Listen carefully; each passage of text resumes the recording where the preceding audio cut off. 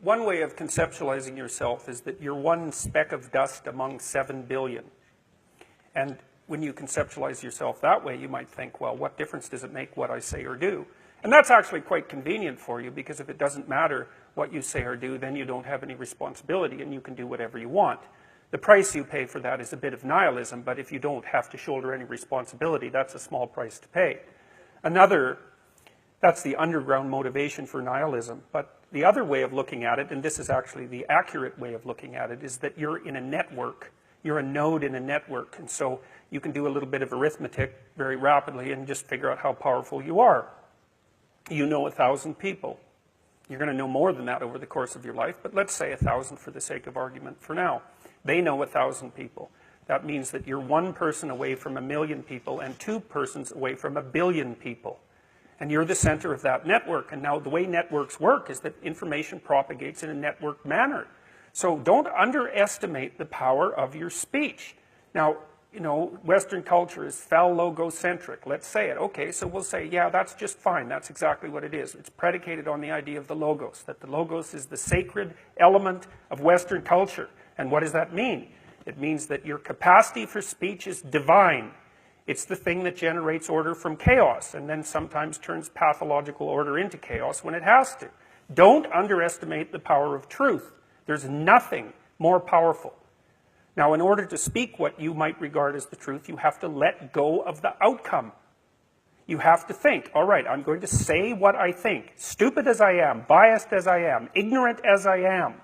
I'm going to state what I think as clearly as I can, and I'm going to live with the consequences no matter what they are. Now, the reason you think that, that's an element of faith. The idea is that nothing brings a better world into being than the stated truth. Now, you might have to pay a price for that, but that's fine. You're going to pay a price for every bloody thing you do and everything you don't do. You don't get to choose to not pay a price. You get to choose which poison you're going to take. That's it.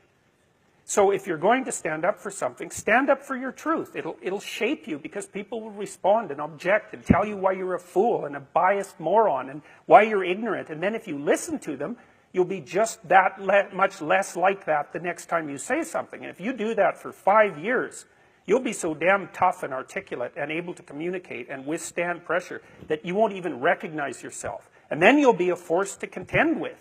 And you don't get to wait until... Because I get letters like Gad Saad gets all the time too, from faculty members in particular, and they say, well, you know, when I get tenure, it's like, then they think, well, when I'm an associate professor, and then they think, well, when I'm a full professor. It's like, if you're a professor already, you're like the most protected person in the history of the planet, you know, and you need, well, okay, but one of the things that indicates is that it's almost impossible to provide people with enough protection so that they feel safe to speak.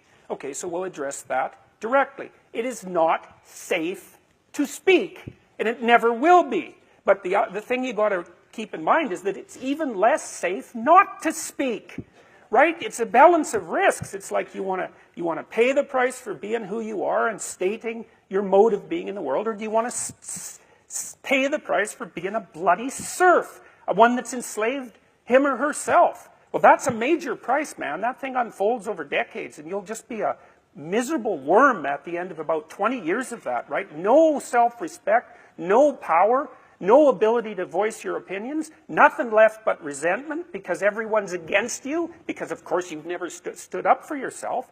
It's like, say what you think carefully, pay attention to your words.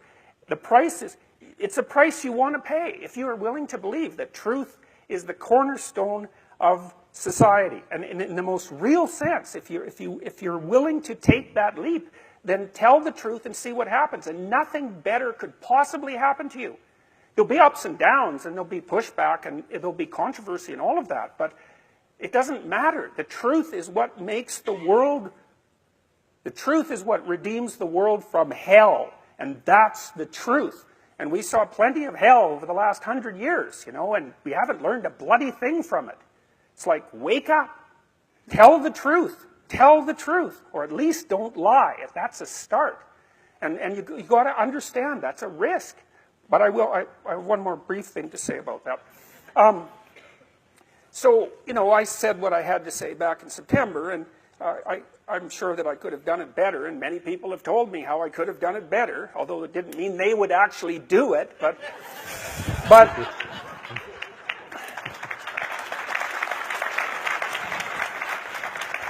and you know, my job was at risk, serious risk, for about 2 months, and it destabilized my family, who've been very brave about this, so like, thumbs up to them, man. They've just stood by me. But here's the optimistic news, is the university has left me alone completely. I shook hands with the dean 2 weeks ago. We're on friendly terms. They don't want this to go any farther than it has already. The students were tremendously welcoming when I came back to teach in January. I haven't had a single negative incident at the university. And I've received thousands of letters from people all over the world, all of which have been in support. I've received 2 negative letters. That's it. 2. So the people have an inchoate longing to have the sort of thing that we're talking about articulated. And so don't be thinking you're alone. It's just that people can't talk, they're afraid to talk, or they don't know what to say. And those are real problems. So if you're reasonably articulate, like, start talking and sharpen yourself up.